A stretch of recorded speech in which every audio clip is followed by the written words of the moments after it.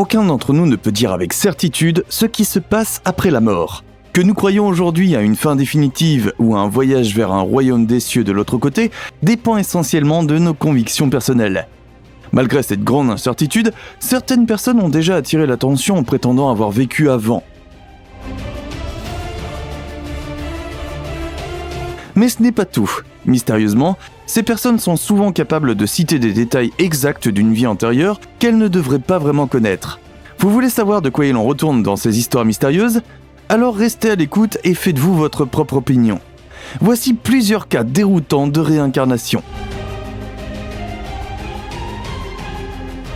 Avant de commencer, n'oubliez pas d'appuyer sur le bouton j'aime et d'activer la cloche de notification pour recevoir d'autres vidéos. Et restez jusqu'à la fin pour découvrir l'une des histoires de réincarnation les plus effrayantes qui soient.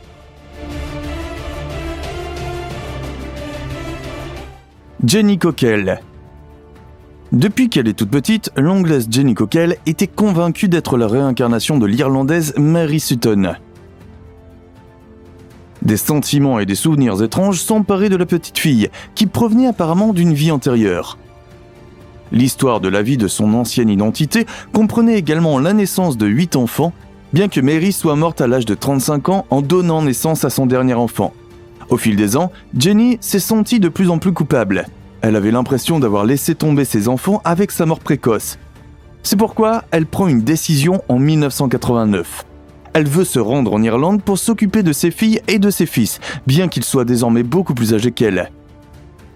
Lorsque Jenny arrive à Dublin, elle s'y sent étrangement familière. Bien qu'elle n'ait jamais visité la ville auparavant, elle la connaissait bien et pouvait même indiquer les magasins et les bâtiments qui avaient changé au fil des ans.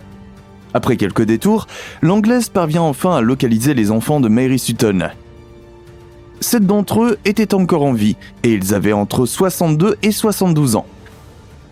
Et en effet, après avoir rencontré Jenny, Sonny est convaincue d'être tombée sur la réincarnation de sa mère. L'étrange femme était capable d'énumérer un nombre étonnant de détails de l'enfance de l'homme âgé. Cependant, la plupart des autres enfants étaient plus sceptiques. Cependant, certains d'entre eux croyaient au moins que leur mère voulait leur transmettre un message par l'intermédiaire de Jenny, même s'il ne s'agissait pas de la réincarnation de Marie. Sherry Lillard. D'origine écossaise, Sherry Lillard affirme que John Fitzgerald Kennedy était un amant égoïste. En même temps, elle connaît le véritable contexte de la mort mystérieuse de Marilyn Monroe. L'icône hollywoodienne s'est suicidée, mais a regretté ce geste au moment de mourir. Comment Sherry sait-elle tout cela ? Eh bien, parce qu'elle est la réincarnation de Marilyn Monroe.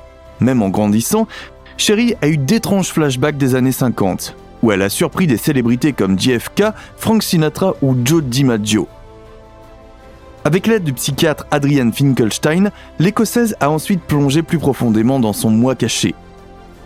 À la fin de ces séances, elle a réalisé que Sherry avait autrefois vécu en tant que Marilyn Monroe et que la superstar avait choisi de se suicider à cause d'un cœur brisé. Dorothy Eady. Lorsque Dorothy Eady, âgée de 3 ans, est tombée dans les escaliers, elle a été si gravement blessée qu'elle a été brièvement déclarée morte. Cependant, la fillette a réussi à se battre pour revenir à la vie. Mais à partir de ce moment-là, rien n'a plus été comme avant. Des rêves mystérieux, des visions inexplicables et une visite au British Museum ont fait croire à cette Anglaise qu'elle venait de l'Égypte ancienne. Cependant, elle n'y a pas mené la vie d'une simple citoyenne, mais s'est lancée dans une liaison secrète avec le puissant pharaon Séti Ier.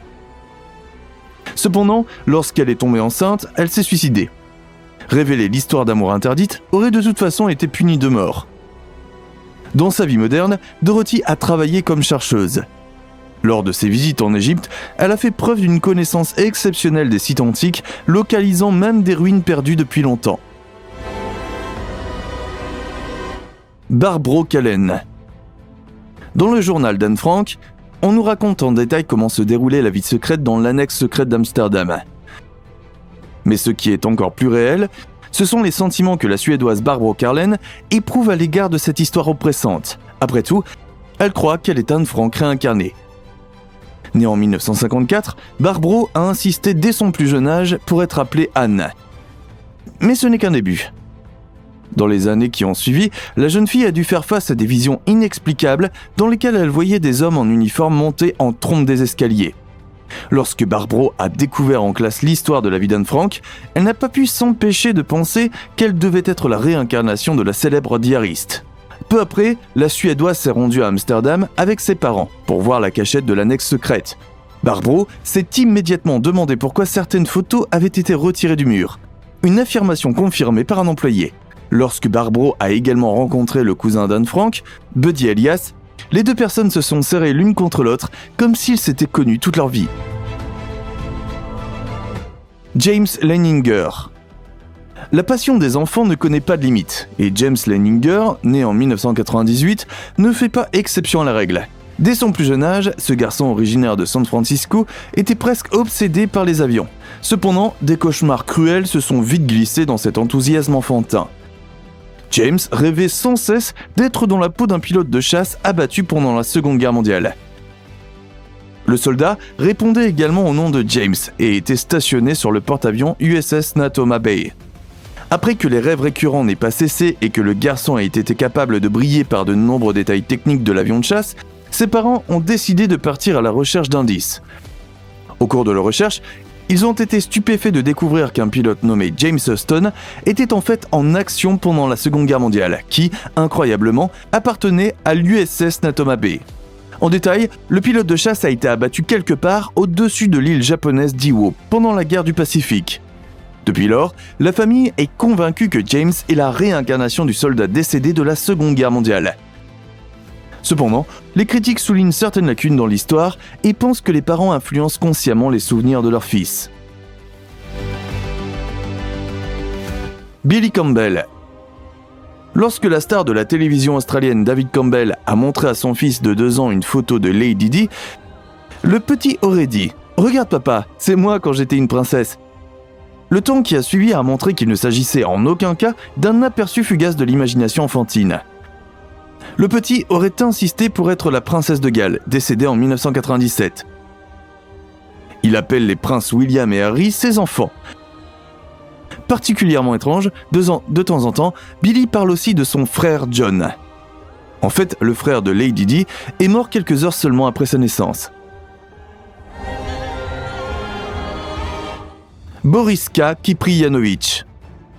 Selon les allégations, Boriska a commencé à parler quelques mois seulement après sa naissance. À l'âge tendre de 1 an et demi, le russe savait déjà lire et écrire. Dans les années qui ont suivi, l'enfant prodige s'est intéressé de plus en plus à l'espace, plus précisément à Mars. Puis, en grandissant, il a commencé à revendiquer des choses presque incroyables. En vérité, Boriska viendrait de la planète rouge. Plus tard, il est né à nouveau sur Terre. Auparavant, presque tous les Martiens avaient été anéantis par une guerre nucléaire. Le garçon aurait alors été envoyé sur notre planète bleue pour protéger les habitants de la Terre d'un sort similaire. Dans le détail, l'histoire de notre espèce est même étroitement liée à celle des Martiens. Les anciens Égyptiens auraient pu chanter une chanson à ce sujet. Le sphinx mystique cacherait à l'intérieur un savoir interdit qui changerait toutes nos vies à jamais. Mais malheureusement, Boriska ne se souvient plus du fonctionnement du mécanisme d'ouverture super secret. Virginia Tighe. L'affaire Brady Murphy a déclenché une réaction médiatique mondiale dans les années 1950. Ainsi, Virginia Tighe, femme au foyer, a déclaré sous hypnose qu'elle avait autrefois vécu sous le nom de Brady Murphy, née en Irlande le 20 décembre 1798. Pendant les séances, Virginia était capable de donner des détails étonnants. Par exemple, en 1818, elle a épousé un certain Sean McCarthy, avec qui elle s'est ensuite installée à Belfast.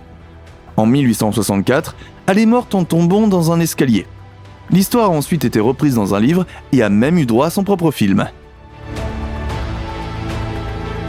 Les jumelles Pollock.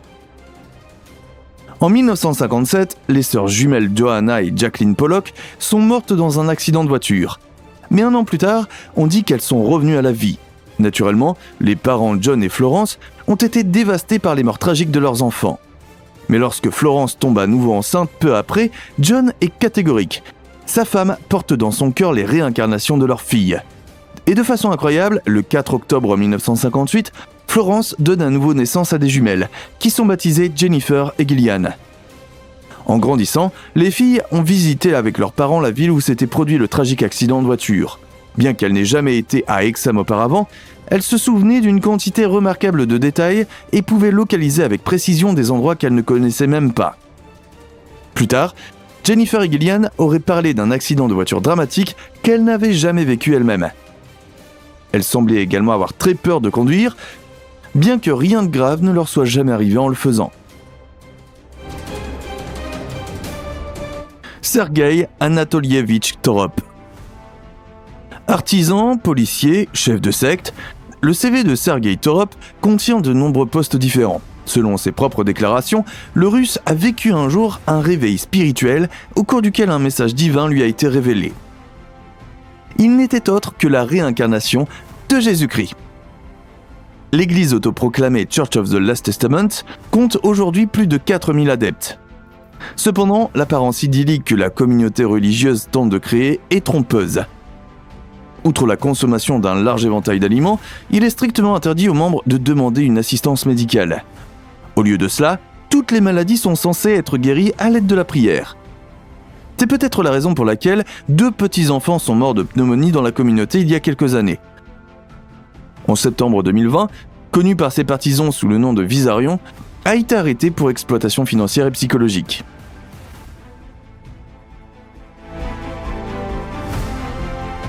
L'ancien combattant de 4 ans.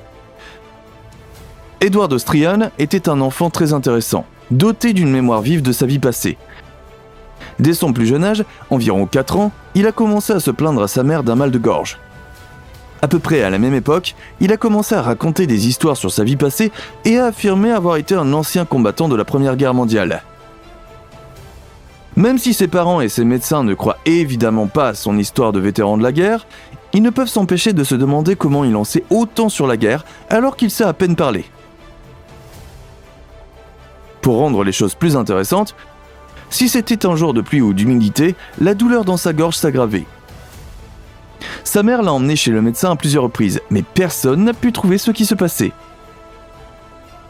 Afin d'aider le garçon à se soulager, les médecins ont décidé qu'il serait préférable de lui enlever les amygdales dans l'espoir de faire disparaître la douleur.